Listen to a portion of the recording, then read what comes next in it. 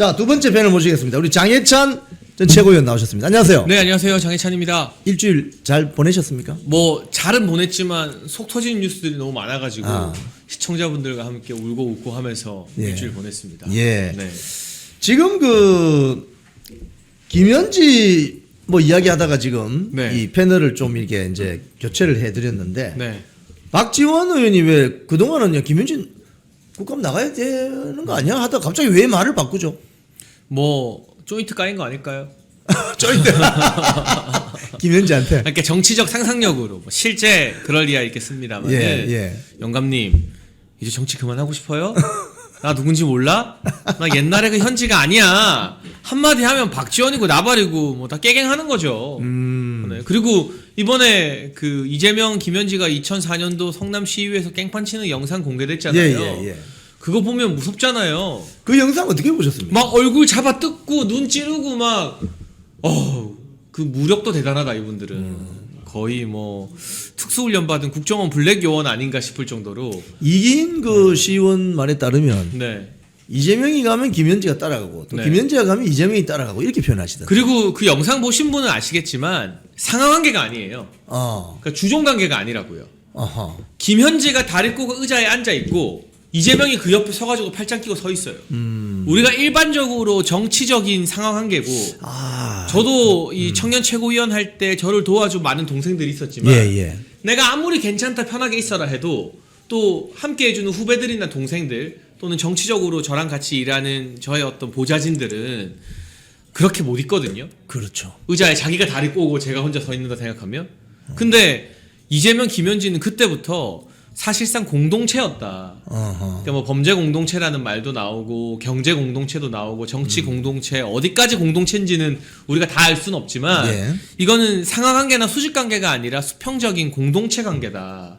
그러니까 박지원이나 우상호가 그걸 생각 못하고 김현지 나갈 거다 나가야 된다 나갈 수 있다 하다가 뜨거 한 거 아니겠습니까? 우상호는요 여러분 지금 보시면 일주일 넘게 뉴스에서 사라져버렸어요. 그렇죠. 말을 안 하더라고요. 아니 원래는 우상호가 정무수석으로서 인터뷰도 하고 라디오도 나오고 막 하다가 김현지 100% 나온다 하고 깨갱한 이후로는 아예 뉴스에서 사라져버렸어요. 맞습니다. 상호야 어디 갔니?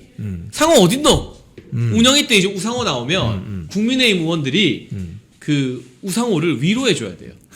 우상호 정무수석 나와보세요 한 다음에 그 김현지 실세 때문에 고생 많이 했다 들었다 100% 나온다 했다가 강원도지사 공천도 못 받게 생기고 지금 굉장히 힘든 처지인 거 아니냐.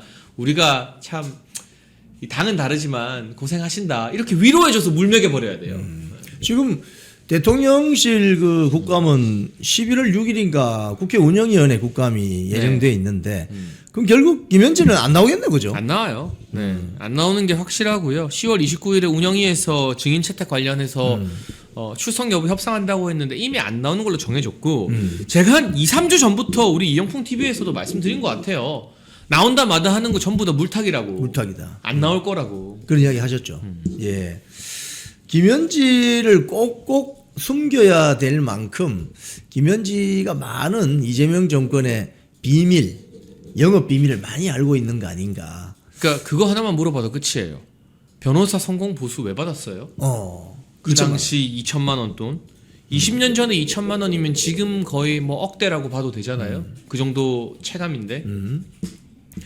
그걸 받을 이유가 없거든요. 뭐 때문에 받았어? 그 돈 어디다 썼어요? 근데 왜 받았어요? 그게 월급이에요? 이게 말이 안 돼요. 변호사 성공 보수를 준다는 건. 그거는 저도 지금 로펌에서 일하고 있고 제 주변에 법조인들이 참 많지만 가족이랑도 안 나눠주는 겁니다. 그건. 그게 또 단순한 돈이 아니라 이 변호사들이 내가 사건을 이겼다는 어떤 명예 자긍심 관련된 거기 때문에 저 최진영 변호사님 다시 불러서 물어볼까요? 성공보수는 누구 나눠주냐고? 가족한테도 안 나눠주는 거예요. 월급을 주면 주고 생활비를 주면 줬지. 근데 2천만 원이라는 지금 가치로 억대에 해당하는 돈을 그냥 턱턱 양도해준다? 도대체 무슨 사이예요? 할 말이 없잖아요. 그것 물어보는 것 하나만으로도 그냥 골로 가버리는 거예요. 아하, 그렇군요. 그러니까 답변하기가 굉장히 어려운 상황들이 많으니까 국감장에 나올 수가 없다. 그럼요. 네. 자, 우리 김현지도 그렇고 지금 보면 뭐 조금 전에도 그 이야기를 좀 하다가 말았는데 최민희 과방위원장 왜 저럽니까? 뭐 일단은 울었다고 하는데 정말 참 딸내미 결혼식 날짜를 자기가 몰라서 유튜브 보고 알았다는 게 말이 되는 겁니까? 이해가 되세요? 문자를 하루 전에 받았다는데. 네. 그리고 그 청첩장에 저는 살다 카드 결제 기능이 있는 거는 이번에 처음 알았거든요. 저도 주변 사람들 청첩장을 많이 받지만 예.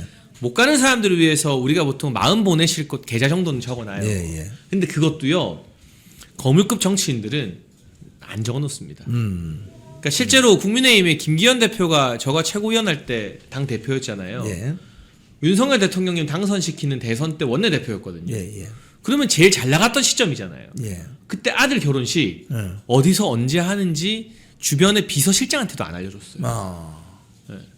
제 후배가 거의 김기현 대표 수행실장을 했는데 아들 결혼식이 그날이라는 건 아는데 몇 시에 어딘지를 자기도 몰랐대요. 아하. 말을 안 해줬어요.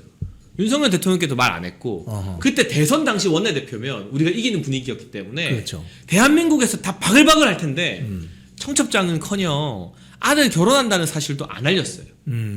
그게 일반적인 거물 정치인들의 모습입니다. 고위공직자의 자세죠. 이재명은 현직 대통령 신분으로 지 아들 결혼식에 청첩장에 계좌번호 찍힌 거 다 돌아다니게 하고 그 계좌에 현금이 얼마가 들어갔는지 국세청에서 밝혀야 되는 거 아닙니까? 어허. 최민희는 한술 더 떠서 예. 상임위원장이 국회에서 결혼식 하면서 딸내미 날짜를 몰랐다.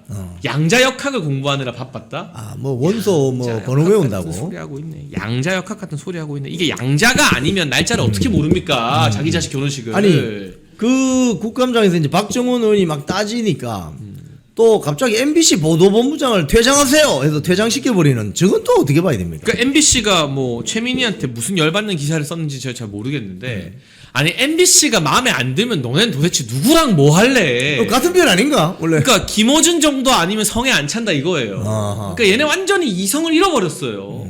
그 MBC 보도가 이제 그 문제의 상임위 국감이라고 하면서 최민희 과방위원장이 있는 과방위원회의 국감장 이걸 조금 부정적으로 비판하는 일명 언론계 언어로 조지는 기사를 썼는데 거기에 대해서 자신에 대해서 너무 편향적으로 보도가 되었다 이러면서 딱 찍어서 MBC 보도본부장 퇴장하세요 이렇게 하는데 저건 아까 뭐 저 들어보니까 뭐 직권남용 권리행사 방해도 되지만 방송법 위반도 될 것 같은데. 그렇죠. 그리고 언론 탄압이고 사실 윤석열 정부 때 우리가 아무리 MBC랑 사이가 안 좋고 JTBC랑 사이가 안 좋아도 상임위 도중에 콕 집어서 나가라 하는 경우는 없었잖아요. 없어. 그런 건 있을 수가 그냥 없죠. 언론의 부적절한 기사에 대해서 우리가 비판을 한 거지. 예. 그러니까 이게 좌파들의 본색입니다. MBC조차도 달면 삼키고 쓰면 뱉어버린다. 예.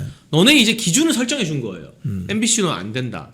김어준 수준으로 맞춰라. 아하. 대한민국 공영방송과 언론이 김어준 뉴스공장 보고 배워라 라는 게 무려 방송을 책임지는 과방위원장의 일성입니다. 아하.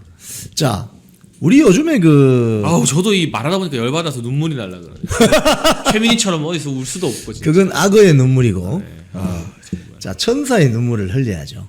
자, 판사들이 지금 조금 뭔가 이재명 정권에 대해서 지금 국감장에서 목소리를 내기 시작했는데 뭐 고등법원장들이 뭐 내란 전담 특별재판부 안 됩니다. 위헌적입니다. 뭐 이런 분위기가 있는데 이 법관들이 좀 이렇게 조직적으로 저항할 수 있는 그런 분위기가 형성이 되는 겁니까? 네, 일단은 만시지탄이긴 하죠. 예.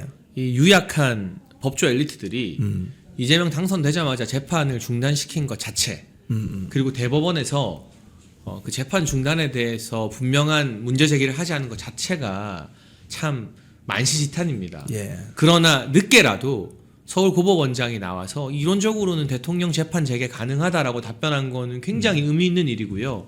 결국 저는 장동혁 대표가 예언한 대로 된다고 생각합니다. 아, 어떻게? 장동혁 대표가 뭐라고 말했냐면요. 예. 지방선거 이기면 재판 재개한다. 지방선거를 이기면 국민의힘이 원래는 한 장동혁 대표 당선 전까지만 해도 지방선거 다 폭망한다고 전망을 했어요. 그렇죠. 그때 그랬었죠. 정권 초이기 때문에. 예. 그리고 쟤네가 뭐 탄핵 내란몰이 하고 난리치면. 예. 근데 장 대표 당선되고 한 달 만에 분위기 많이 바뀌었죠. 바뀌었죠. 예. 쟤네 지금 부동산 폭탄 터트려서 서울뿐만 아니라 경기도도 다 뒤집어졌죠. 예. 만약에 서울과 영남을 다 지키고 경기도만 가져와도요. 국민의힘이 이겼다고 소리 그 듣는 지방선거 이기는 거죠. 네, 충청에서 한두 자리만 갖고 와도 우리가 이기는 거예요. 어허. 그렇게 되면 법원에서도 눈치 보다가 법관 정기 인사로 2심 재판부를 교체하면 되거든요. 예. 어차피 그 사람들은 언젠간 인사 발령이 나요. 그러면 새로 교체된 재판부가 우리의 판단으로는 재판해야 된다. 이러면 재판이 진행되는 거예요. 그렇겠죠. 그러니까 이 지금 재판 중단이 왜 돼 있냐면 대법원이나 헌재에서 재판을 중단하라고 지시를 내린 게 아니에요. 그 2심 재판부의 고법 재판부장들이 지들이 알아서 재판 중단한 거고 거기에 대해서 대법원이 아직 이래라 저래라 말을 안 하고 있는 것뿐이에요. 아하, 예. 근데 지방선거를 우리가 이기고 그럼 자신감을 얻은 이 법원 행정처에서 강골 판사들로 2심 담당 판사들을 교체하면 어차피 1년에 한 번, 2년에 한 번씩은 판사 정기 인사 있잖아요. 정기 인사 있죠. 예. 내가 봤을 때 이건 재판해야 되는 건데 재판 가잖아요. 예. 그러면 재판 다시 하는 거예요. 어허. 결국은 여론에 달렸고 결국 그 여론은 지방선거 결과로 증명되는 겁니다. 아, 장동혁 당대표가 아주 합리적인 아주 객관적인 전망을 하셨네요. 그러니까 이번 지방선거를 이기느냐 지느냐는 장동혁 대표의 국민의힘이 이기느냐 지느냐 정도의 문제가 아니에요. 이재명 재판을 다시 하느냐 마느냐. 그래서 이재명 임기를 우리가 5년 보장해 주느냐 아니면 중간에 공직선거법 확정으로 날려버리느냐. 그게 사실 이번 지방선거에 걸려있기 때문에 어떤 의미로는 총선보다 더 중요해요. 아, 굉장히 중요하고 지금 경부선 라인을 중심으로 해가지고 지금 그 고성국 TV, 이영풍 TV가 여론조사한 결과도 보면 지금 서울에서의 어떤 국민의힘 지지도가 민주당보다 훨씬 높습니다. 그리고 10, 20, 30, 60, 70은 국민의힘 지지도나 장동혁 지지에 대한 어떤 그 비율이 높아요. 주로 40, 50이 이제 그 민주당이나 이재명 정권 지지율이 높은데 그렇게 되면은 아마도 지방선거 판도가 바뀌면서 말씀하신 대로 그렇게 될 가능성도 있겠군요. 그럼요. 그리고 장 대표 중심으로 단단하게 뭉쳐서 이재명이랑 맞서 싸우니까 지지율이 올라가잖아요. 그렇죠, 그렇죠. 우리 이영풍 TV 여론조사도 그렇고 오늘 나온 천지일보 스트레이트 뉴스 여론조사도 오차 범위로 다 붙잖아요. 이재명 지지율 과반이 깨지고. 예. 그러면 나머지 저 핫발의 여론조사들도 다 따라오게 돼 있어요. 이게 선행 지표입니다. 맞습니다. 예, 먼저 가는 거예요. 그러면 전화 면접 이런 것들 좌파들이 아무리 조작하고 해도 결국은 선거 가까워지면 따라옵니다 이쪽으로. 지금 사실 이재명 정권 집권한 지 지금 5개월 안 됐지 않습니까? 네, 안 됐는 4개월이라고 하죠. 그렇죠. 그렇죠. 4개월로 네. 보면 초반에 뭐 60 몇 프로 하다가 지금 50 몇 프로까지 떨어지고 지금 거의 40%대로 좀 내려앉을 지금 그런 상황인데 이렇게 되면은 지방선거까지 가게 되면은 지금 장동혁 체제가 좀 잘 싸우고 있는 거 아니겠습니까? 그럼요. 그리고 이거는 보수 내부의 기강을 잡는다는 것도 참 중요한 측면이고요. 지금 한동훈 똘마니들이 지방선거까지는 단합하자. 한동훈이 또 오늘 아침에 라디오 나와서 뭐라고 했어요? 나는 이제 우리 당의 다른 의원들 비판 안 하겠다. 이게 이제 항복 선언이거든요. 제발 나 좀 살려달라. 당원 게시판 건드리지 말아달라. 그런데 옛날에 조국이 명언을 남겼죠. 예. 파리가 앞발을 싹싹 비빌 때 냅두면 안 되고 딱 잡아야 됩니다. 이 한파리와 그 떨거지들이 지금 당원 게시판 까지고 정치 생명 끝날까봐 싹싹 비빌 때 예. 이때 정리 못하면 두고두고 또 보수 진영에 화근이 됩니다. 며칠 전까지만 해도 언론 보도 보면 지방선거를 앞두고 내부 균열이 일어나면 안 된다 이런 소리를 하던데요. 아니 지들이 내부 균열로 정권 말아먹고 나라 넘겨줬으면서 오히려 이 불씨를 남겨두는 게 내부 균열입니다.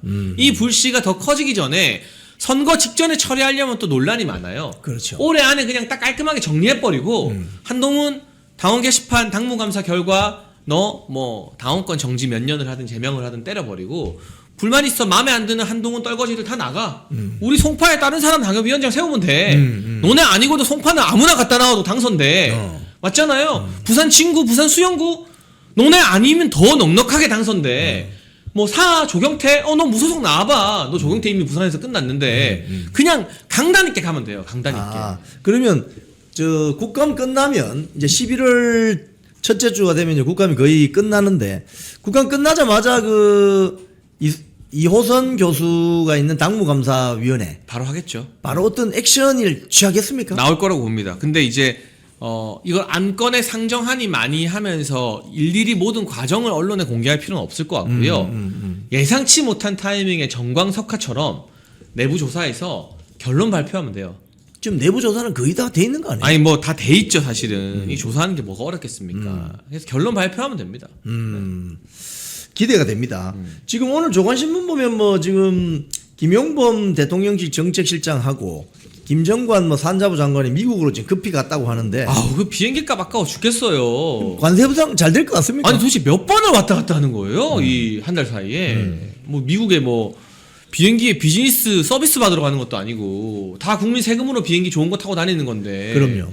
일단 비행기 값 아까워 죽겠고요. 예. 갔으면 뭐라도 성과를 가져와라. 성과도 못 내면서 자꾸 왔다 갔다만 하고 앉아 있어요. 참 이 국제 정세가 지금 급박하게 돌아갑니다. 지금 일본 다카이치 사나에 신임 총리가 사실상 핵 잠수함 보유하겠다고 선언해 버렸는데 네. 이거 우리 입장에서는 지금 앞으로 어떻게 되는 겁니까? 그러니까 일단 그 미국은 트럼프 정부는 친미 정부에게는 확실한 혜택을 줍니다. 아 이번에 아르헨티나 보니까. 네, 아르헨티나한테 통화 스왑 해준 것도 그렇고. 그렇죠. 네. 지금 일본은 이미 관세 협상을 마무리 지었잖아요. 그렇죠. 그러니까 트럼프 대통령이 내세울 수 있는 성과가 돼버린 거예요. 오히려 일본이 싸게 친 거라고 생각할 수도 있죠. 우리에 비하면. 그렇죠. 우린 싸게 지금 친 이도 저도 아니고 다 죽어나가게 생겼으니까. 우리 3,500억 달러 플러스 1,500억 주면 주는 대로 죽어나는 거고 안 줘도 죽어나는 거고. 완전히 망한 협상이 돼버렸어요. 맞습니다. 이게 타결됐다고 박수칠 일이 전혀 아닌 거예요. 근데 그 와중에 우리나라는 이지스함 프로그램을 미국으로부터 구매할 수가 없대요. 그러면 3면이 바다인 반도 국가에서 해군력이 사실 제일 중요하거든요. 제일 중요하죠. 중국이 치고 들어오고 그렇지. 일본 뭐 아무리 한미일 협력을 한다 해도 부담스럽잖아요. 핵잠 만들고 하면. 북한은 우리가 봉쇄시킬 수 있는 것도 강력한 해군력 덕분인 건데 야 이거 우리가 반미국가로 찍히고 친중국가로 찍혀서 군사 동맹을 맺고 있는 나라인데 주한미군이 주둔하고 있는데 미국이 우리를 못 믿어서 이지스함 프로그램을 안 판다? 이건 안보뿐만이 아니라 거시적인 경제, 국가 신용도, 외국인들의 국내 투자에 대해서도 저는 이게 악영향을 끼칠 수 있는 아주 나쁜 뉴스라고 생각합니다. 하하 그렇군요. 지금 그 전 세계 자유진영 국가들이 지금 트럼프 대통령을 중심으로 급속하게 결속하면서 소위 말해서 일본 이 다카이치 사나에 저 내각은 보니까 오늘 언론 보도를 보면 핵잠수함을 보유할 가능성이 커졌고 또 국가 정보기관을 하나로 모아서 CIA 같은 MI6 같은 모사드 같은 조직을 만들겠다고 거기 연정 합의문에 들어 있다고 합니다. 네. 근데 지금 우리나라 국정원 간첩 못 잡잖아요. 대한민국만 유일하게 자유진영 국가에서 거꾸로 가고 있는데 이거 어떻게 봐야 됩니까? 근데 이게 우리가 일본을 보고 배울 게 참 많은 게요. 이시바 시게루 전 총리가 우리 입장에서는 괜찮은 상대였어요. 예. 친한파였으니까. 예. 근데 일본 내 그 자민당 내에서는 이 사람 성향이 되게 온건 중도예요. 근데 온건 중도가 잡으니까 자민당 지지율이 쫙 떨어진 거예요. 예. 다카이치 사나에는 자민당 내에서 강경 보수파예요. 그렇죠. 물론 한국 입장에서는 되게 껄끄러운 상대긴 해요. 과거 발언도 있고. 근데 어쨌든 일본 자국 정치에서는 다카이치가 부상하니까 자민당 지지율이 쫙 올랐어요. 보수가 결집하면서. 이거 지금 국민의힘이 보고 배워야 되는 거예요. 어떻게 보면 자국의 이익을 우선시하고 보수를 결집시키는 인물이 전면에 등장했을 때 지지율이 더 올라간단 말이에요. 그렇죠. 그게 이제 세계적 국제적 트렌드예요. 트렌드지. 그런데 대한민국은 일단 좌파들 나라가 돼버렸지만 국민의힘에서 장동욱 대표가 당선된 게 천만다행이지만 아직까지도 조중동이나 이 늙은 언론들 세계 정세에 둔감한 언론들이 뭐 개혁이 어쩌고 온건 중도가 어쩌고 막 이런 헛소리 하고 있거든요. 중수청이 어쩌고 정작 수도권 나가보라 하면 나가지도 못해서 쫄아서 벌벌 떠는 것들이 맞습니다.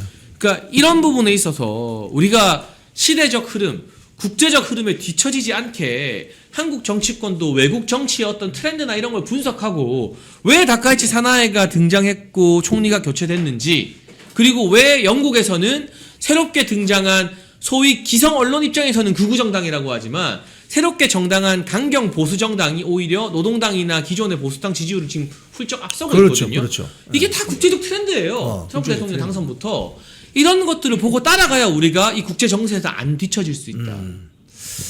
시청자 여러분, 이런 분이 국회에 들어가야 되지 않겠습니까? 그래야 대한민국 정치가 바뀔 것 같은데. 자, 오늘 저 대담 정리하면서 마지막 한 말씀 해주십시오. 그러니까 이게요, 여러분 자신감을 가져야 돼요.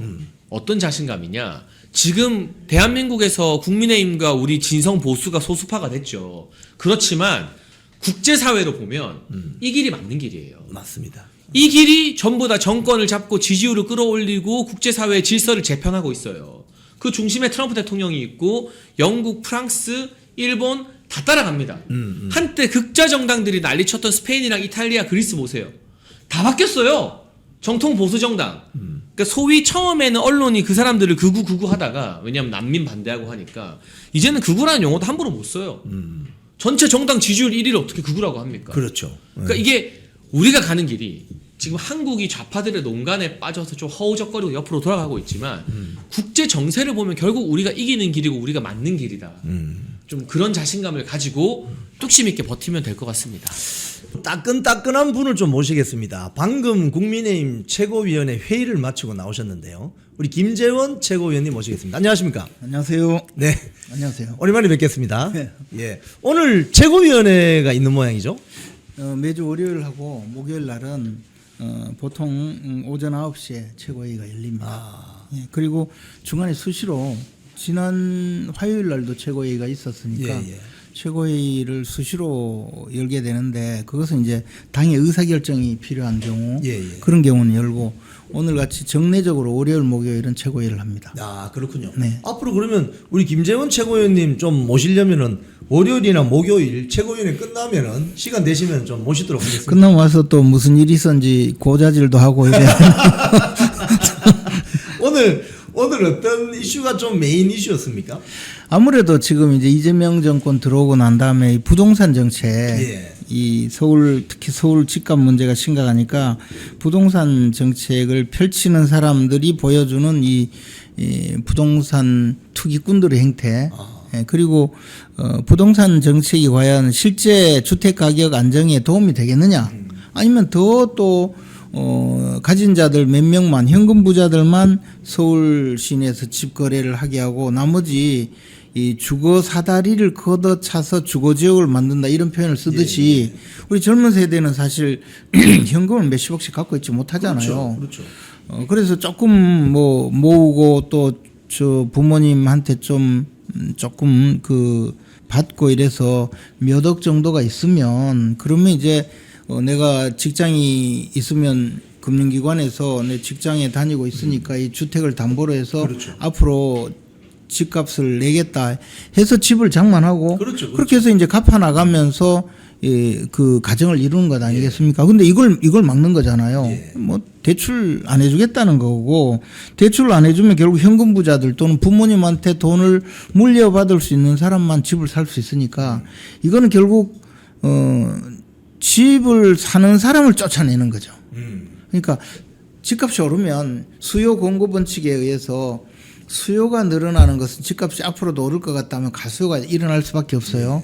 근데 공급은 일단 뭐 막혀 있으면 결국은 수요를 억제해야 된다 이런 주장이잖아요. 근데 보통 우리 보수 진영에서 정권을 잡으면 그게 아니라 공급을 늘려주는 거죠. 그렇죠. 살고 싶은 위치, 살고 싶은 지역에 좋은 주택을 많이 공급함으로써 결국은 집값이 안정되게 되고 그러면 사실 가수요가 일어나지 않아요. 그렇죠. 그래서 주택 정책을 추진해 왔는데 이 좌파 정권이 들어오기만 하면 공급을 늘리는 걸 싫어합니다. 왜 그런지는 잘 모르겠는데 대체로 저는 두 가지로 봐요. 하나는 서울에서는 이미 공급을 늘릴 수 있는 것은 재건축을 통해서 재건축을 하면 예를 들어 100세대가 있으면 130세대로 늘릴 수 있잖아요. 그런데 이제 재건축을 하면 그만큼 기존의 재건축 아파트를 갖고 있던 분들이 조금 이익을 봐요.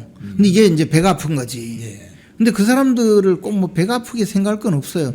지금은 또 거기다 개발 이익 환수제까지 있어서 그래서 주택 공급을 늘려주면 되는데 박원순 시장 10년 동안 거의 재건축을 막아버렸거든요. 이런 정책 하나. 두 번째는 이게 주택 이거는 사실 그 좌파들이 발표한 논문이나 또 뭐 그 찌질한 학술 대회 또는 자기들끼리 하는 토론회에서 한 번씩 나온 이야기인데 집을 소유하면 대체로 우파가 된다. 참 이거 참 그게 있었어요. 집을 보유를 하게 되면 우파가 된다. 우파가 된다. 그 집을 보유하지 못하게 해야 된다는 그 대가리 깊이 박힌 좌파 이념들이 있는 사람들이 있어요. 가난해야 좌파가 되는군요. 그렇죠. 나는 그게 오히려 더 원인이 아닌가 생각이 들어요. 그러니까 김일성이 김정일에게 아들에게 인민들 절대 배부르게 하지 마라. 그거와 똑같은 거 아닙니까? 그러니까 이 밥에 고깃국을 먹이면 안 되는 거지. 그들이 맨날 이 밥에 고깃국 먹는 세상을 만들어주겠다 했는데 결국은 그걸 안 만들어주잖아요. 저는 그런 걸 실제로 옛날에 청와대 문재인 정권 때 청와대 경제 수석실 또는 정책 수석실에 근무했던 고위직에 있었던 자들이 발표한 내용에 그런 게 한 번씩 들어 있었거든요.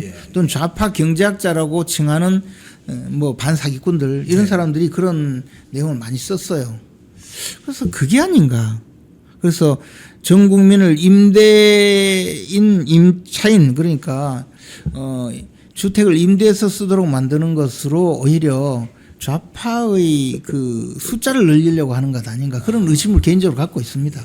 근데 지금 특히 수도권 주민들이 우선적이겠지만 공분하는 이유는 지금 이상경 국토부 1차관 같은 경우는 자기 그 와이프하고 합쳐보니까 예금만 29억을 갖고 있던데요. 자기는 현찰이 그렇게 많으니까 집 살 수 있겠지만 지금 현찰이 그렇게 없는 사람은 집 못 사게 된 거 아닙니까? 거기다가 이 사람들이 그 집을 팔아야 돼요. 예. 이상경 뭐 한 4인방 있잖아요. 예. 그 외에도 많이 있어요. 이 사람들이 이제 집을 팔아야 돼. 아직 들통 안 난 사람들도 많이 있거든. 예. 팔아야 되는데 이 사람들이 제일 문제가 양도세예요. 문제. 양도세를 많이 내야 돼요. 그래서 지금 슬슬 나와요. 이게 양도세가 높으니까 집을 안 판다. 보유세가 너무 낮다. 이런 주장을 해요. 이게 좌파들의 상투적인 주장이 그래가지고 옛날 그 부동산 종합 부동산세 이런 거 만드는 게 다 이거거든요. 근데 여기에 정책 담당자들은 자기들이 집을 팔아야 될 현실적인 문제가 있어요. 근데 양도세를 많이 내야 되니까 지금 양도세를 낮추고 보유세를 높이자.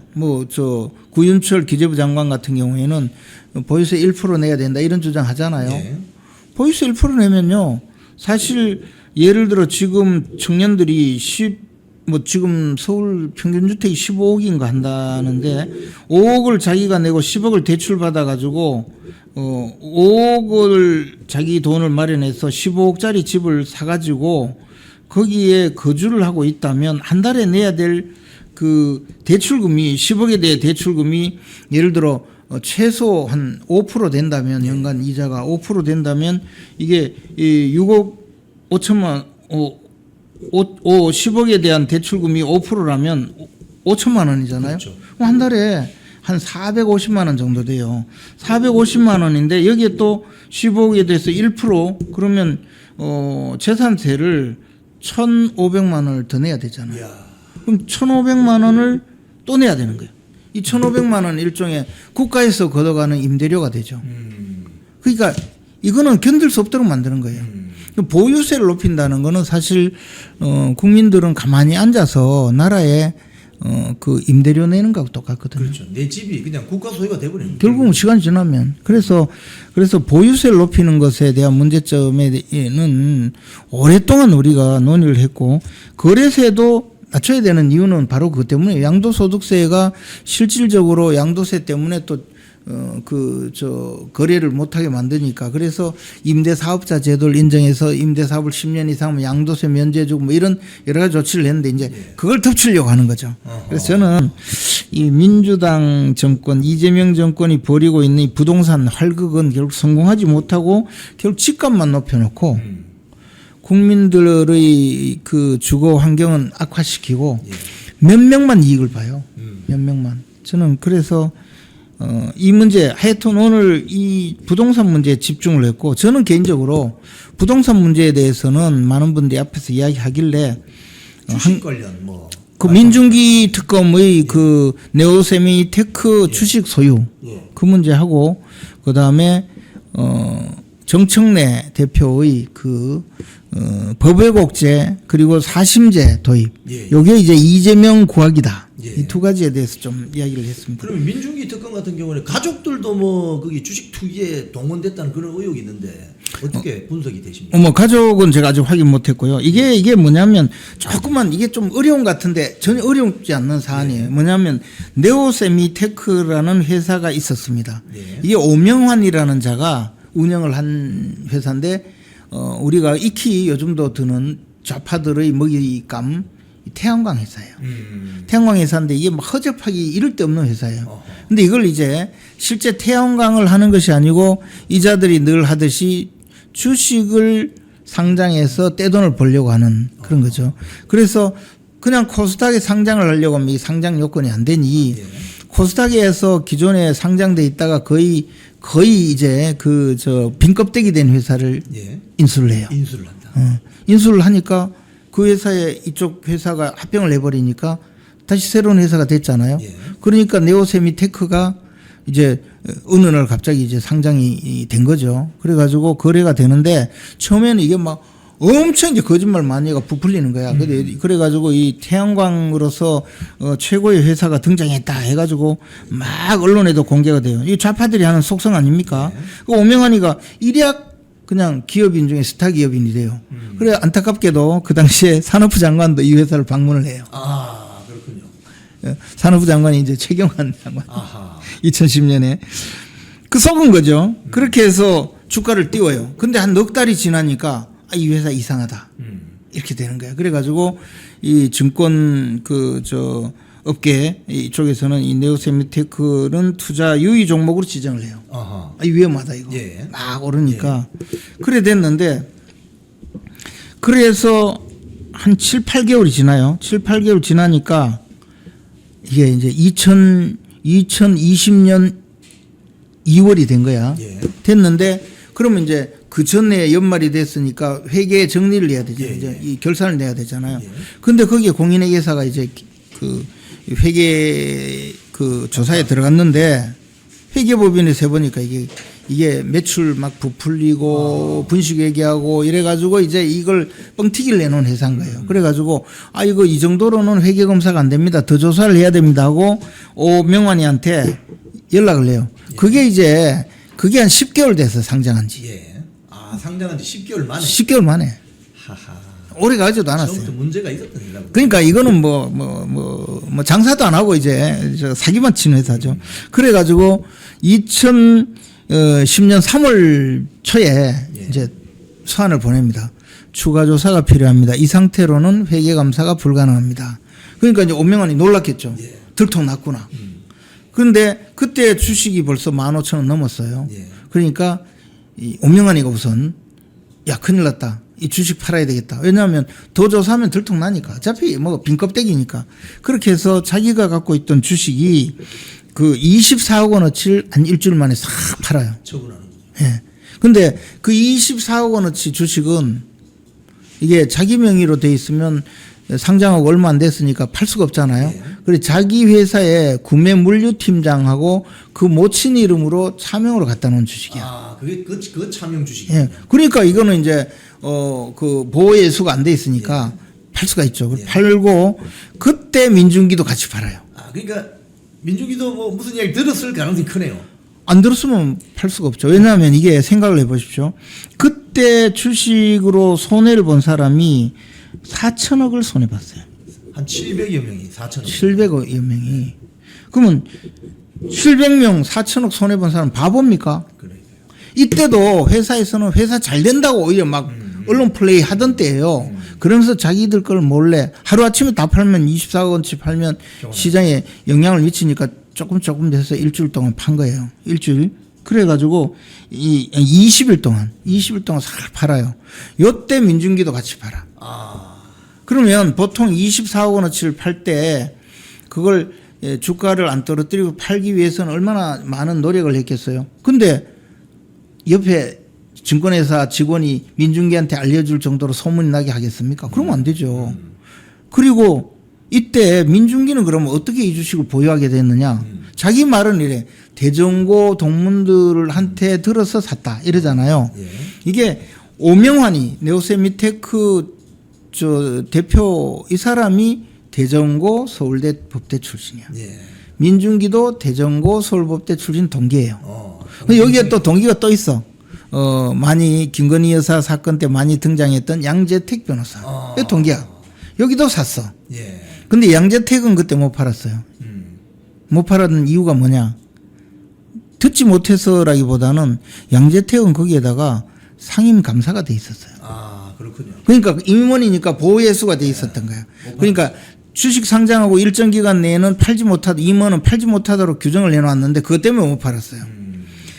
그러면 민중기는 어떻게 주식을 샀느냐? 아까 말씀드렸듯이 대전고 서울대 법대 동기인 오명환이 한테 들은 게 아니고 대전고 동문한테 들어서 같이 샀다 했잖아요. 예. 이 민중기가 산 게 만주야. 예. 1만주. 예. 근데 민중기가 1만주를 사서 그 오명환이하고 같이 팔았잖아요. 예. 오명환이의 아들 10살짜리 아들과 22살짜리 아들도 만주를 받았어. 아. 야. 그리고 그렇군요. 예. 그래서 이 사람들은 또 못 팔았을 거야. 예. 그죠?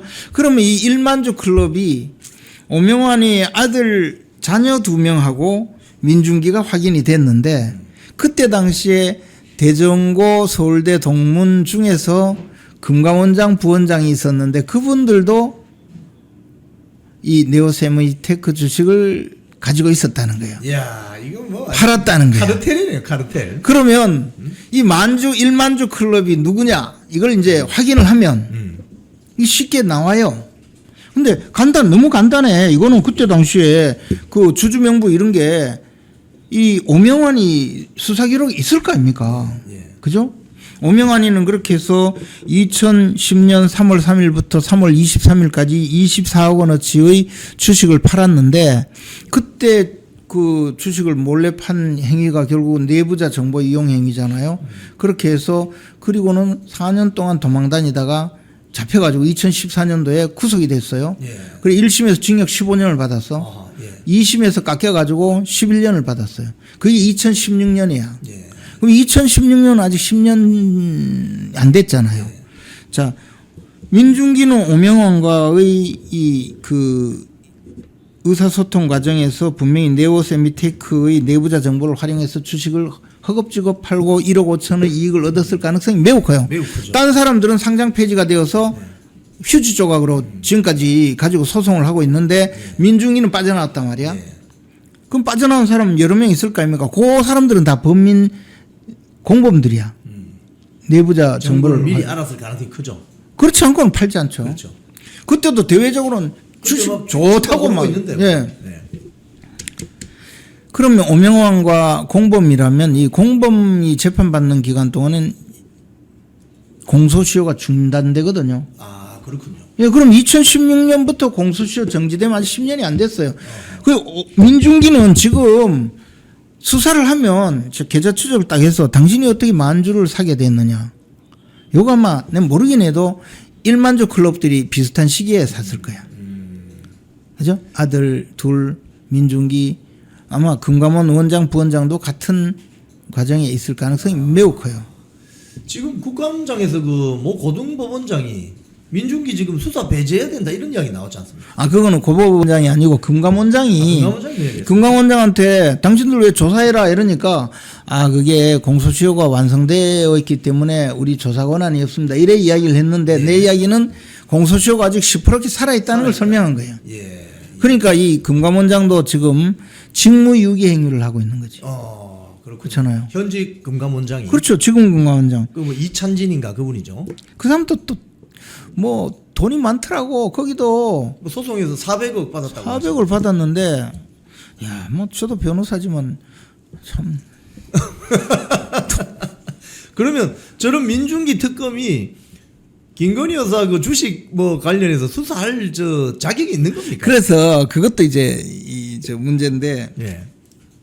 김건희 여사와 관련된 주가 조작 사건을 하면서 예. 이제 네오세미테크를 김건희 여사가 샀다는 거예요. 예. 그러면서 이 주식 많이 오를 거다 이렇게 했다는 건데 그걸 이제 어디서 이제 녹음을 딱 그 뜬 거야. 예. 증권회사 그동안 남아 있는 녹음. 그래가지고 김건희 여사가 나는 주식 투자 잘 모른다 하니까 법정에 튼 거예요. 네오세미테크 이거 많이 오른다. 그럼 많이 올랐지 않냐. 김건희 여사는 주식의 대가다 이렇게 주장하기 위해서 틀었는데 문제는 네오세미테크를 산 거 가지고는 기소하거나 수사를 못했어요. 왜요? 수사하면 민중기 지 것도 드러날 거예요. 아, 그렇군요. 자기 발등을 찍겠네요. 아니 그래서 느낌상 이게 보도가 돼서 네오세미테크 보도가 나왔을 때 민중기는 특별검사가 아마 깜짝 놀랐을 거야. 이게 이 특별검사 밑에 그 특검 보도 있고 수사관들도 있고 검사들도 있잖아요. 예, 예. 아마 소송 수행을 하면서 자기들은 나름대로 이게 정황 증거로서 내놓으라고 민중기가 몰랐을 수도 있어. 그죠? 그렇겠죠. 예. 왜냐하면 법정이 이걸 내는데 일일이 다 뭐 특검한테 보고하고 그 낼 필요 없이 이게 김건희 여사는 주식에 대해서 굉장히 많아하는 사람이다 하고 정황 증거로 제출한 건데 제출하고 언론에 났잖아요. 네오세미테크야. 그 때문에 민중기 들통난 거 아닙니까 지금? 그렇군요. 그래서 민중기 특검은 지금 네오세미테크 이 주식을 보유한 이 근거를 이야기하지 못하고 있어요. 아하. 얼마에 샀는지도 몰라 못하고 있어. 그래요.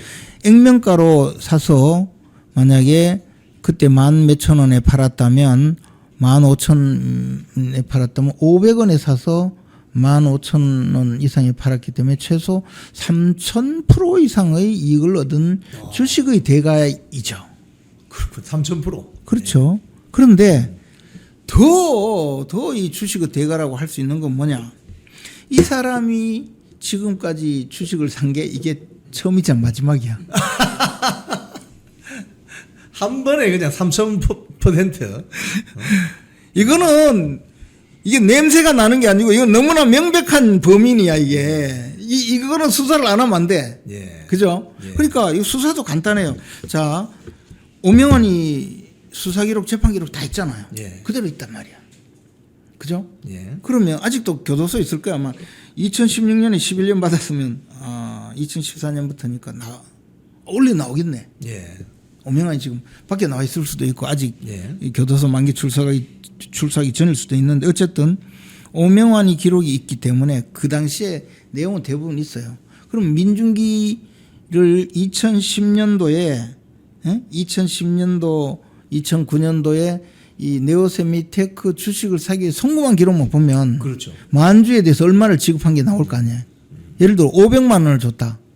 500만 원을 투자해서 1억 5천을 받았다. 뭐 그런 1억 5천 몇백만 원 했다면 자 500만 원을 넣었으면 만주에 대해서 500주 받은 거잖아요. 네. 그럼 이걸 액면가로 자기 아들과 그다음에 누구 줄 수 있는데 그걸 결정할 수 있는 사람은 오명환밖에 없다. 그렇죠. 네. 특수관계인. 예. 네, 그런데 자기는 이제 오명환이 아니고 대전고 동문한테 뭐 이야기 듣고 샀다니까 어떻게 살 수 있는지 우리가 궁금하죠. 이거는 굉장히 궁금하잖아요. 특검이어야 될 것 같은데요.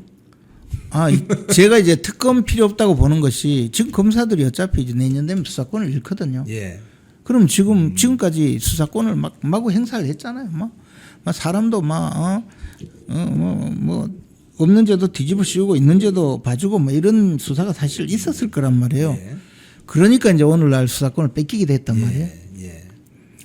당신들이 계속 수사권을 행사해야 되는 이유가 뭐냐? 제가 묻고 있어요.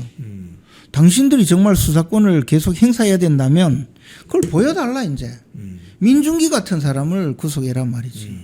민중기 같은 사람은 또 겁이 나서 보고 있고 그저 애먼 사람만 그냥 득달해가지고 못 견디게 하고 지금 특검이 뭐 구속한 14명 중에 김건희 특검 같은 경우도 별건으로 다 별건 수사죠. 예. 뭐 관련 없는 사람들. 그래서 검찰에서 우리 당에서 이 민중기를 고발했으니까 검찰에서 민중기 수사를 똑바로만 하면 검찰이 저렇게 수사를 하기 때문에 수사권을 가져야 되는구나라고 생각했죠. 예. 그러면 계속 수사권을 보유해야 된다고 생각했지만 또 뭐 민중기 특검 정도도 끽소리 못하고 이건 수사 근처도 못 가고 본다면 검찰은 수사권 뺏어야 돼요. 그래 봐요. 그 이번 국감에서 네. 그 한 가지 더 말씀드리면 그 법 왜곡죄 예. 정청래 대표가 예. 법 왜곡죄를 이야기했어요. 예.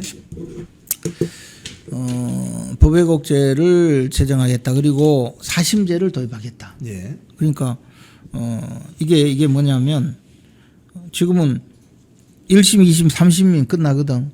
대법원에서 판결 받으면 그렇죠. 다 끝나요. 또 끝나죠. 예, 이게 법적 안정성도 필요하거든요. 민사재판 10년 받아야 3심 끝납니다. 그런데 민주당이 지금까지는 3심까지 해도 그거 가지고 4심까지 가야 된다고 이야기 한 적이 없어요. 한 적이 없죠. 근데 이번에 4심제를 도입하려고 하거든. 근데 그에 대해서 왜 4심제를 도입하느냐? 그걸 또 이제 정청래 대표는 뭐 정확하게 뭐 억울한 사람이 없어야 된다 이런 소리를 했는데 이건태 의원이라고 있습니다. 예. 이 양반이 대장동 사건 때 이재명 대통령을 변호한 사람. 대장동 변호인이야. 이재명의 변호인. 변호인이야. 그리고 나와가지고 늘 이재명 편만 드는 사람이에요. 근데 이 사람이 어제 인터뷰를 하면서 4심제가 필요한 이유가 바로 조희대 대법원장이 이끄는 대법원에서 이재명 피고인이 유죄 판결을 받았다. 이거 취소해야 되지 않느냐라는 취지로 이야기를 했어요. 공직선거법. 예. 그러니까 목적이 있다는 걸 온 국민이 다 알지만 그걸 또 입으로 직접 이야기한 사람은 그것도 대장동 변호인이 이야기한 거는 의미가 있다 이거죠. 이제 겉다르고 속다른 정치인들이 속마음을 이야기하는 것은 쉽지는 않는데 이건태 같은 사람은 뭐 앞뒤 분간 못하니까 그냥 이야기를 한 거예요. 예. 자, 4심제로 만드는 유일한 이유는 민주당이 국민들의 권익 보호를 위해서가 아니라 이재명 피고인의 대법원 재판을 무효화시키기 위한 거예요. 이재명 구하기네요. 그렇죠. 이재명은 죄가 많기 때문에 대법원까지 가는 거는 어쩔 수 없다고 보는 거야. 예. 대장동, 백현동, 성남FC 무슨 별게 다 있어요. 그 경기도 법카 사건의 위증교사에 있잖아요. 또 대북 송금 사건. 이게 이미 다 어쩔 수 없이 유죄가 되더라도 헌법재판소는 좌파들 세상이니까 거기 가서 취소를 하면 된다. 이 생각까지 하는 것 같아요. 어차피 지금 4년 한 8개월쯤 지나면 이재명 대통령도 내려와야 됩니다. 그럼 이제 또 법정에 가가지고 교도소 가야 되잖아요. 이제 그걸 막는 것이 민주당의 사명인 거예요. 그래가지고 4심제까지 만들어 주려고 하는 그게 지금 상황이고 거기다가 판사 검사를 또 혼내야 되잖아요. 꼼짝 못하게. 그래서 법 왜곡죄를 만들어서 법을 왜곡해서 법 집행을 하는 판사 검사는 처벌하겠다. 그럼 이게 뭐가 법 왜곡인지 이거는 이제 누가 판단하죠? 이제 정청래가 판단하겠죠. 그래서 제가 오늘 최고위에서도 그 이야기를 했어요. 그 법 왜곡죄의 대상을 판사 검사만 하지 말고 국회의원을 넣어라. 국회의원만 넣으면 지금 법을 제일 왜곡하는 사람이 정청래 추미애거든요. 법 왜곡죄가 딱 시행만 되면 우리 1빠딱 하죠. 1빠딱. 1순위로 넘버 1, 넘버 2 정청래, 추미애 먼저 교도소부터 보내고 시작을 해야 되는 게. 그죠? 오늘 그 멘트가 좀 좋으시네요. 정청래, 추미애부터 교도소로 가고 나면 법왜곡죄가 시행이 될 수 있다. 그러므로 국회의원을 반드시 법왜곡죄의 대상에 넣어주기를 바란다. 이게 이제 최고위에서 제 주장이었습니다. 오늘 최고위원회 회의가 좀 후끈 달아올랐을 것 같습니다. 지금 국감이 이제 이번 주하고 다음 주 이제 하고 종합감사 이제 분위기로 가는데 지금 그 서울 고등법원장이 이재명의 그 방금 말씀하신 공직선거법 재판 재개 가능합니까?라고 했더니 이론적으로 가능하다. 이게 무슨 말이죠? 아니 이론적으로도 가능하고 실제로도 가능하다 그랬어요. 예. 그 양반은 그냥 법대로 이야기한 거죠. 판사니까. 이게 뭐냐면 우리 헌법에 그 대통령은 재직 중의 범죄 행위로 소추되지 아니한다라고 규정돼 있어요. 예. 외환 내환 빼면 내란죄와 외환죄를 제외하고는 재직 중의 범죄 행위에 소추되지 아니한다. 그러니까 내란 외환죄는 워낙 중한 사안이니까 소추를 안 할 수 없다라는 취지이고 나머지는 재판에 넘길 수 없다는 거예요. 근데 이재명은 내란죄나 외환죄가 아니라 잡범이잖아요. 무슨 위증교사, 그다음에 배임, 주로 재산죄거든. 그렇죠. 그다음에 거짓말죄, 공직선거법 위반 이런 건데 이게 다 대통령 되기 전에 이미 재판에 넘어가 있잖아요. 진행되고 있죠. 그러니까 소추되지 아니한다는 거는 우리가 소추를 난 그것도 처음 듣는 이야기인데 민주당에서는 소는 재판에 넘기는 거고 추는 재판을 진행하는 거라 하는 거짓말을 하던데 아니 소추 그 국가 소추주의 사인 소추주의가 있어요. 예. 이 형사소송법의 대원칙 중에 국가소추주의는 국가에서만 재판에 넘기는 거예요. 예. 그러니까 국가의 대행자가 이제 검사죠. 사인소추주의는 개인이 고소 고발을 하면 그게 소추야. 재판으로 넘어가는 거예요. 예. 이게 옛날 로마법이나 이런 쪽에서 있었어요. 예. 그러니까 소추주의, 사인소추, 국가소추 자체가 그죠? 그거는 재판에 넘기는 걸 의미하는 거예요. 예.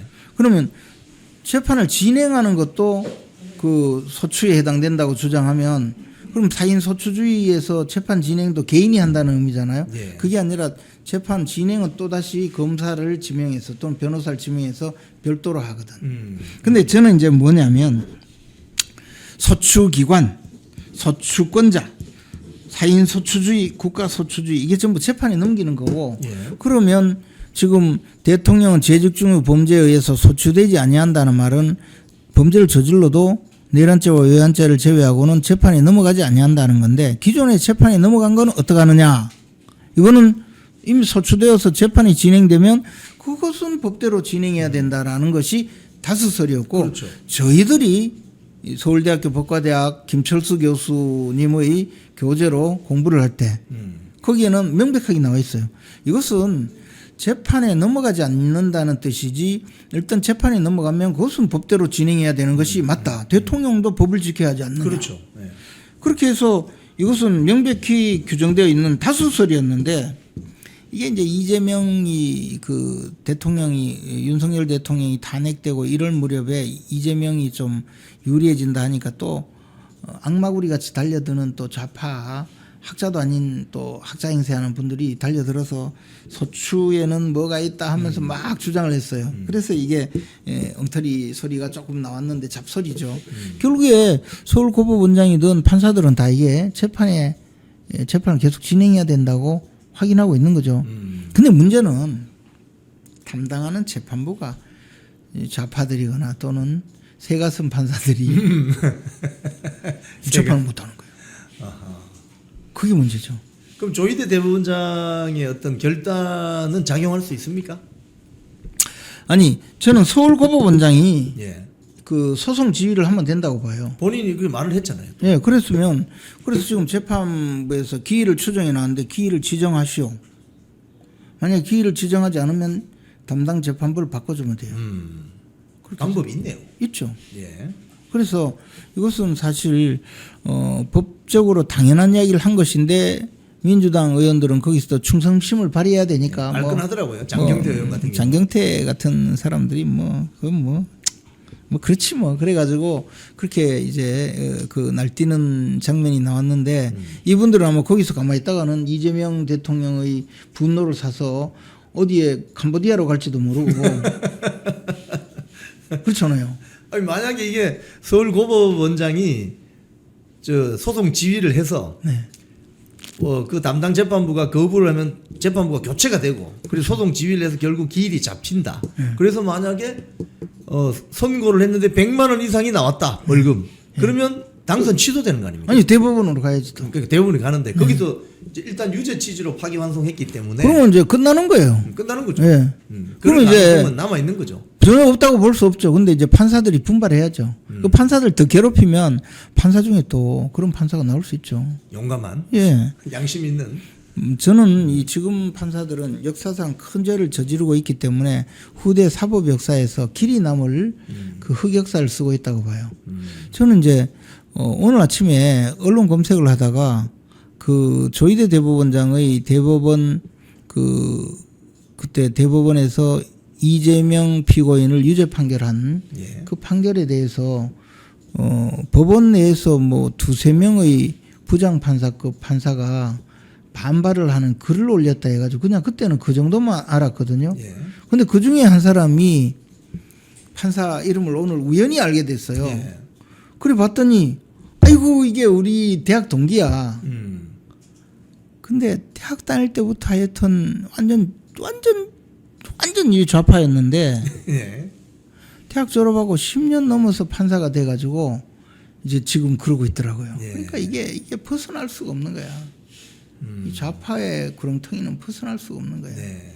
뭐 우리 법입니까? 국제인권법입니까? 뭐 하여튼 뭐 그걸 넘어서요. 그걸 넘어서 네. 이야기하면 뭐 찾아보면 있어. 네. 근데 그래서 이게 저는 민중기 특검이나 김명수나 또는 지난번에 서울고법에서 판결 선고한 사람이 무슨 우리 법 연구에다 이래서 우리가 걱정을 많이 했는데 많은 분들이 속으로 그렇더라도 판사가 법을 지키겠지 그렇게 하겠냐 했는데 그래 했잖아요. 예.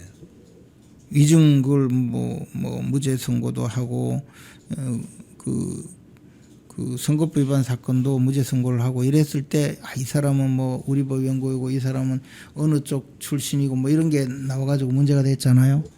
설마 그래 이야기하지만 나는 대학교 1학년 때부터 아는 사람이니까 예. 그 사람이 그거를 썼다니까 그러면 그렇지. 아하. 그러면 그렇지. 그런 생각이 들었어요. 예. 그래서 이 사법부의 좌파 판사들이 나라를 얼마나 무너뜨릴지는 앞으로도 걱정스러웁니다. 그렇군요. 헤어날 길이 없어요. 제가 이거 좀 더 붙잡고 싶은데 시간이 제한도 있고 해서 마지막으로 하나 질문 하나 더 드리겠습니다. 네. 장동혁 대표가 지난주에 윤석열 대통령 서울구치소 면회를 다녀왔는데 어떻게 보십니까? 그 장 대표는 사실 그 전당대회 기간 중에 예. 빠른 시일 내에 윤 대통령 면회하겠다고 공표를 했잖아요. 공표를 했어. 예. 공표를 했고 김민수 최고위원도 그때 후보자 시절에 그렇게 이야기를 했죠. 그렇게 해서 또 많은 지지를 얻었습니다. 예. 그래서 그 약속을 지키는 거죠. 그리고 그것은 지키는 것이 저는 당연하다고 봅니다. 그 일각에서 무슨 다른 이야기 있던데 그 너무 그런 소리 안 했으면 좋겠어요. 그리고 저는 이미 그 전당대회 직후에 그에 대해서 묻길래 아니 그 면회하는 게 맞다. 그리고 만약에 장동혁 대표가 최고위원들 다 갑시다 하면 난 따라가겠다. 그렇게 결정을 하면 따라가야죠. 예. 그런데 이제 사실은 장동혁 대표도 약간은 윤석열 대통령 면회하는 것을 개인적인 약속을 지키고 윤석열 대통령에 대해서 뭐 인간적인 도리를 다한다 이런 취지였던 것 같아요. 예. 그래서 최고위원들 다 가자고 하지를 않았죠. 예. 만약에 그렇게 하면 이제 당 지도부의 행사가 되니까 그렇죠. 뭐 그렇게까지는 하지 않고 하기 위해서 저한테는 따로 연락을 안 했던 걸로 생각이 듭니다. 어쨌든 뭐 그런 면 모든 면을 보고 저는 장동혁 대표는 올바른 결정을 했다고 생각을 합니다. 그리고 그렇게 정치인들은 그렇게 해야 됩니다. 처음에 표 얻을 때는 뭐 가고 나중에는 또 다른 소리 나올까봐 면회도 안 가고 이러면 이거 판사들하고 똑같아요. 재판도 안 하고 바람 불기 전에 풀들이 먼저 눕는다 뭐 그런 이야기 있잖아요. 뭐 그런 풀도 있나 모르겠는데 판사들은 그런 것 같아요. 그래서 근데 장동혁 대표는 굉장히 용기 있게 약속을 지켜나가는 거죠. 저렇게 하면 앞으로도 과거에 장동혁 대표가 이런 말씀하셨는데 그 약속 지킬 거다 이런 신뢰가 쌓이잖아요. 오늘 솔직히 말씀하셔서 제가 하나만 더 여쭤보겠습니다. 네. 내년 지방선거 출발하시는 거죠? 저는 사실 4년 전에도 대구시장 경선에 나갔었죠. 그때 당시에는 사실 저 의지 반 또 이제 그때 뭐 하여튼 대통령 선거 직후에 뭐 여러 가지 당내 사정상 나가게 되었었는데 제가 원래 대구 경북에서 정치 활동을 했고 또 정치 활동은 전체 다 경북에서 했죠. 그래서 이번에 뭐 여러 가지 사정이 있는데 지방선거에 기회가 오면 저도 참여할 생각입니다. 네. 그러시군요. 네, 그러면 오늘 우리 김재원 최고위원님 내년 지방선거 출사로 받아들이고 저희들이 앞으로 자주 모시겠습니다. 그거는 이제 기회가 오면 기회가 오면. 네, 알겠습니다. 마지막으로 시청자님께 간단하게 한 말씀 해주십시오. 저는 이영풍 기자를 현재 기자 시절부터 아주 좋아한 팬입니다. 이영풍 TV에 이렇게 출연을 하게 돼서 참으로 기쁘게 생각하고요. 시청자 여러분들 앞으로 자주 뵙겠습니다. 고맙습니다. 네, 오늘 출연해 주신 우리 김재원 최고위원님 감사합니다. 고맙습니다. 네, 자주 모시도록 하겠습니다. 고맙습니다. 잘 다니던 회사에서 해고됐습니다. 외롭고 힘들었습니다. 내 혼자 이렇게 외톨이가 되는 거 아닌가 걱정이 앞섰습니다. 그런데 하루 이틀 시간이 지나니까 많은 외국 국민들이 찾아와 주셨습니다. 그래서 우리는 승리했습니다. 혼자 가면 외로운 길이지만 같이 가면 즐거운 여정이 됩니다. 나라를 지키고 대한민국 정치 혁신을 바라시는 분들이 계시다면 우잘사 회원에 가입해 주십시오. 우파는 잘 싸워, 우리도 잘 싸워. 우잘사 회원에 가입하시면 나라를 살리고 대한민국 정치를 혁신할 수 있습니다. 우잘사 회원이 되셔서 다 같이 손잡고 즐거운 여정에 동참합시다. 우잘사 화이팅!